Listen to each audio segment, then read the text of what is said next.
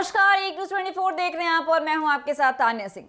World food India 2024 के तीसरे संस्करण का उद्घाटन समारोह आज माननीय केंद्र खाद्य प्रसंस्करण उद्योग मंत्री चिराग पासवान जी और अन्य वरिष्ठ अधिकारियों की उपस्थिति में संपन्न हुआ।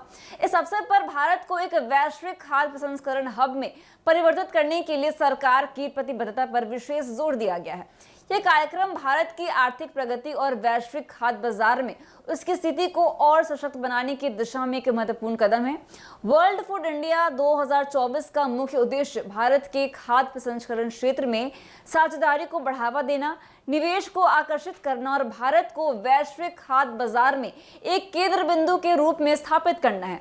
यह आयोजन घरेलू और अंतर्राष्ट्रीय स्तर पर उद्योग के प्रमुख खिलाड़ियों, निवेशकों और नीति निर्माताओं को एक साथ लाने का अवसर प्रदान करता है, जहां वे इस क्षेत्र में नई संभावनाओं और अवसरों पर चर्चा कर सकते हैं।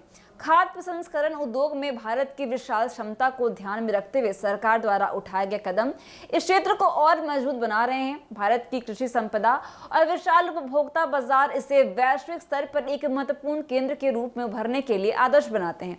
इस दिशा में वर्ल्ड फूड इंडिया एक महत्वपूर्ण मंच साबित हो सकता है, जो भारत की क्षमता को वैश्विक स्तर पर प्रदर्शित करेगा।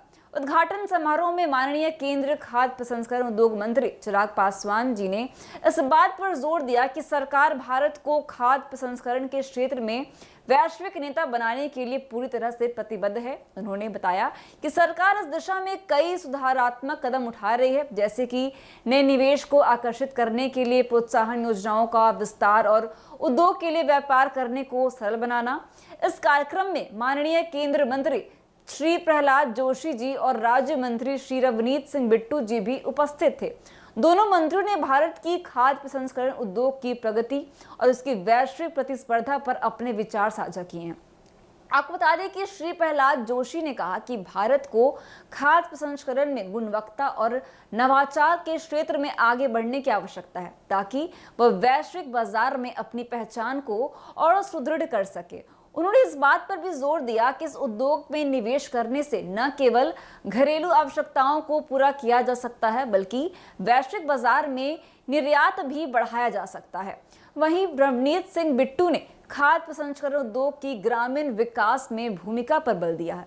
उन्होंने कहा कि यह उद्योग किसानों की आय बढ़ाने और ग्रामीण क्षेत्रों में रोजगार सृजित करने के लिए एक महत्वपूर्ण भूमिका निभा सकता है। वह इस मुद्दे को लेकर काफी चर्चा हो रही है।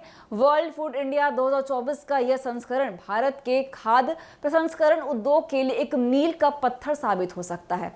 यह न केवल निवेशकों को आकर्षित करेगा, बल्कि वैश्विक खाद्य बाजार में भारत की भूमिका को और भी सुदृढ़ करेगा। इस कार्यक्रम के माध्यम से भारत ने अपने वैश्विक लक्ष्यों की ओर एक और महत्वपूर्ण कदम बढ़ाया है, जहां वह खाद्य प्रसंस्करण के क्षेत्र में एक वैश्विक हब बनने की ओर अग्रसर है।